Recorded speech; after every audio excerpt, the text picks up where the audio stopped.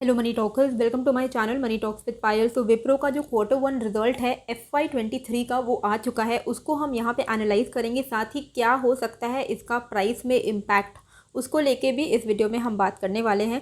तो सबसे पहले इसके अगर हम सेल्स फिगर्स पे ध्यान देते हैं विप्रो के, तो क्वार्टर ऑन क्वार्टर सिर्फ 3% से इंक्रीज़ हुआ है इनका sales, and year on year 17% से इम्प्रूव हुआ है इनका सेल्स। 21,529 करोड़ का इन्होंने सेल्स अभी रिपोर्ट किया है इस क्वार्टर में।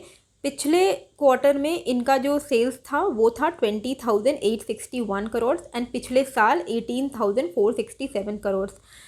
एबिटा और पैट दोनों में ही रिडक्शन हुआ है, ईयर ऑन ईयर बेसिस पे भी and quarter on quarter basis पे भी। पैट मतलब प्रॉफिट आफ्टर टैक्स। तो बेसिकली प्रॉफिट में रिडक्शन होना अच्छी बात तो बिल्कुल भी नहीं है, एंड इसके पीछे का जो मेन रीज़न है वो है इनका डिक्लाइनिंग मार्जिन। ओके, मार्जिन के इश्यूज होने हैं आईटी सेक्टर में, ये चीज़ हमने पहले भी डिस्कशन किया हुआ था जब टीसीएस के बारे में हमने डिस्कस किया था, जब विप्रो का भी 3 दिन पहले ही मैंने एनालाइज किया था। तभी भी मैंने आपको बोला था कि आईटी सेक्टर में मार्जिन के इश्यूज हो रहे हैं और ये कंटिन्यूड हो सकता है 1-2 क्वार्टर के लिए। तो अगर आप ऐसे इन्वेस्टर हो जो कि आप अच्छा परफॉर्मेंस होने के बाद ही इन्वेस्ट करना चाहते हो, तो आप 1-2 क्वार्टर वेट एंड वॉच कर सकते हो। मैनेजमेंट का मानना है कि इनकी डिमांड में कोई स्लो डाउन नहीं आया है, वो तो हमने अभी देखा है कि सेल्स बिल्कुल ग्रो हुआ है, तो डिमांड में इनके बेसिकली कोई स्लो डाउन नहीं हुआ है। साथ ही क्लाउड एंड डिजिटल स्पेस में इनका अच्छा खासा इंटरेस्ट इन्हें देखने को मिल रहा है, तो वो वहीं पे सबसे ज़्यादा अपना फोकस डाल रहे हैं। इनके डील्स काफ़ी सारे इनको डील्स मिले हुए हैं। इनकी क्लाउड सेगमेंट में जो बुकिंग्स हुई है 35% के आसपास हुई है, जो कि बहुत अच्छी बात है। इंजीनियरिंग सर्विसेज बुकिंग भी इनकी ईयर ऑन ईयर बेसिस पे डबल हो गई है, और बहुत सारे ऐसे इनके ट्रांसफॉर्मेटिव डील्स हो रहे हैं जो कि इनके ग्रोथ स्ट्रैटेजी को सपोर्ट कर रही है। ठीक है, ट्विटर में मैंने आपको इन शॉर्ट डाल दिया है, तो आप वहाँ पे जाके पढ़ सकते हो कि क्या इनका बेसिकली परफॉर्मेंस रहा है। तो देखो, मेरे हिसाब से तो it is a poor performance, क्योंकि बहुत सारे पैरामीटर्स में इनका जो भी फिगर्स है वो डिक्लाइनिंग फेज में ही है। चाहे इनका नेट प्रॉफिट ले लो, 21% ईयर ऑन ईयर डिक्रीज़ हुआ है। रेवेन्यू 18% इंक्रीज़ हुआ है। एबिट इनका 2% डिक्रीज़ हुआ है year on year, and margin इनका 14.3% डिक्रीज़ 14.3% पे आया है, जो कि पिछले साल 17.2% था। अभी आईटी सेक्टर में ना मार्जिन का ही मेन गेम होता है, ठीक है, क्योंकि इनका जो मेन, ये तो सर्विस प्रोवाइड करते हैं और इनके पास आईटी स्पेशलिस्ट थे, इनके पास इनको काफ़ी लोग आउटसोर्स करते थे अपना काम।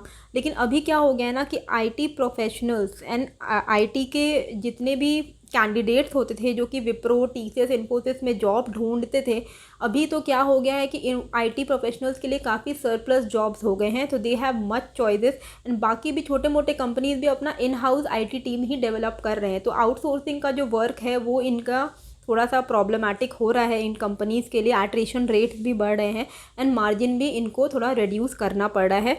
तो अभी कंपनी का कहना है, इनके सीईओ का कहना है कि इनका जो मार्जिन जो डिक्रीज़ हुआ है ऑपरेटिंग मार्जिन, वो इनके बिजनेस की वजह से डिक्रीज़ नहीं हुआ है। इन्होंने इनऑर्गेनिक एक्विजिशंस की है, जिस वजह से 2.3% का इनका ऑपरेटिंग मार्जिन में डिक्लाइन आया है। और इनका ये भी मानना है कि ये जिस लेवल पे इन्होंने अपना मार्जिन अभी रिपोर्ट किया है 15% के आसपास, इनका ऐसा मानना है कि ये बॉटम आउट हो चुका है, तो यहाँ से अब इनका मार्जिन इंक्रीज़ ही होगा। तो they are expecting next quarter to be a better performance, to report a better performance. तो इनका नेक्स्ट क्वार्टर में they are expecting a better marginal growth, इनका मार्जिन ग्रोथ ये अच्छा एक्सपेक्ट कर रहे हैं। साथ ही ये अपने रेवेन्यू को भी 2-3% अप होता हुआ देख रहे हैं। ठीक है, साथ ही विप्रो के सीईओ ने कहा कि वो मोर नए टैलेंट्स में इन्वेस्ट कर रहे हैं, ताकि आगे के ग्रोथ में नए लोगों को हायर तो इनको करना ही है। अभी भी क्वार्टर ऑन क्वार्टर इन्होंने 15 से 16 हज़ार नए लोगों को हायर किया है, तो they are investing in more talents for future growth. And इन्होंने बोला कि इनका काफ़ी सारे लार्ज डील्स बुकिंग्स हुए हैं और 3x ग्रोथ उनको लार्ज डील बुकिंग्स में क्वार्टर ऑन क्वार्टर देखने को मिला है। ठीक है, ये सारी बातें हैं जो अभी तक हुई नहीं है। ठीक है, ये जो मार्जिन ग्रोथ है, जो रेवेन्यू एक्सपेक्टेशन है ये सब हुई नहीं है, ये नेक्स्ट क्वार्टर में इनके एक्सपेक्टेशन है। फिलहाल अगर हम इस क्वार्टर को देखते हैं तो क्वार्टर ऑन क्वार्टर और ईयर इनका प्रॉफिट डिक्लाइन ही हुआ है, तो इसको हम अच्छा तो नहीं बोलेंगे बिल्कुल भी। अभी 3 दिन पहले ही हमने विप्रो के ऊपर वीडियो बनाया था जब 400 से नीचे ये फिसल चुका था। तो 400 के नीचे जब ये फिसला था उससे पहले मैंने 1 महीने पहले विप्रो पे वीडियो बना के आपको 390 का टारगेट दिया था, जो कि अचीव हो गया। 393 के आसपास विप्रो ऑलरेडी आ चुका था, और ये है उस वीडियो का स्क्रीनशॉट 3 दिन पहले का। तो वहाँ पे आप देखो ये एक सपोर्ट लाइन मैंने ड्रॉ किया हुआ था, ठीक है। अब ये लाइन है आपका 393 के आसपास। अभी इसका आप अपडेटेड चार्ट देखो, एग्जैक्टली इसी सपोर्ट से यहाँ पे देखो ग्रीन कैंडल्स बनने शुरू हो रहे हैं।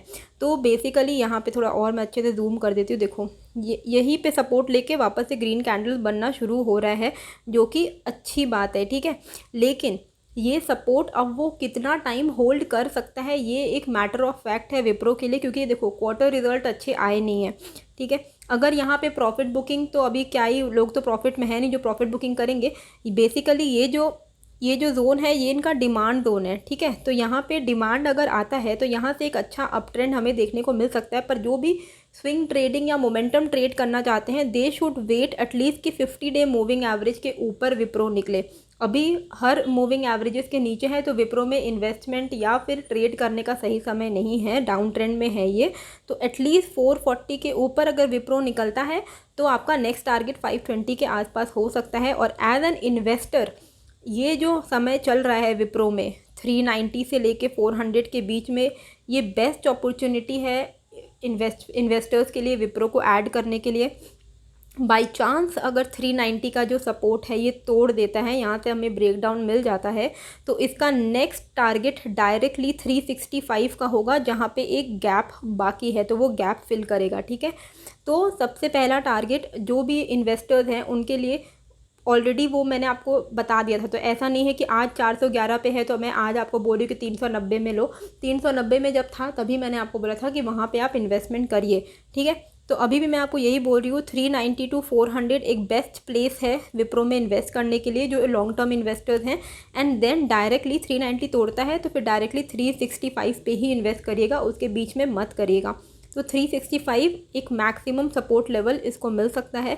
365 के नीचे भी अगर ये टूटता है तो 320 मैक्सिमम है, और वहाँ तक मैं विप्रो को जाता हुआ फ़िलहाल के लिए तो नहीं देख रही हूँ। मुझे लगता है कि अभी जिस तरीके से पिछले साल ये 4 महीने इस लेवल पे कंसोलिडेट हुआ था, फिर से हो सकता है इसी लेवल पे ये कुछ टाइम कंसोलिडेशन करे। वो लेवल है 390 से लेके 420 के बीच में, ठीक है। तो ये सारे लेवल्स अच्छे लेवल्स हैं विप्रो में अक्यूमुलेट करने के लिए, घबराने वाली एज सच कोई बात नहीं है। देखो हर कंपनी का अच्छा बुरा दिन आता है, तो अभी आईटी सेक्टर का थोड़ा सा बुरा वक्त चल रहा है, लेकिन ये 1-2 क्वार्टर की ही बात है। जैसे ही इनका मार्जिन इंप्रूव होने लगेगा, इनके प्रॉफिट इंक्रीज़ होने लगेंगे, तो शेयर प्राइस में इतनी ही तेज़ी से आपको रैली देखने को मिलेगी, ओके। तो ये जो समय है इसमें you can actually stay with the worst of these companies to actually enjoy them at their best, okay. तो वैसा ही है, इनके साथ ही रहो, अच्छे कंपनीज़ हैं ये सारे। होपफुली आपको ये वीडियो अच्छी लगी है, कैसी लगी है मुझे कमेंट करके ज़रूर बताइएगा। नए हो तो सब्सक्राइब कर लीजिएगा। मिलते हैं फिर एक नए वीडियो के साथ। Thank you.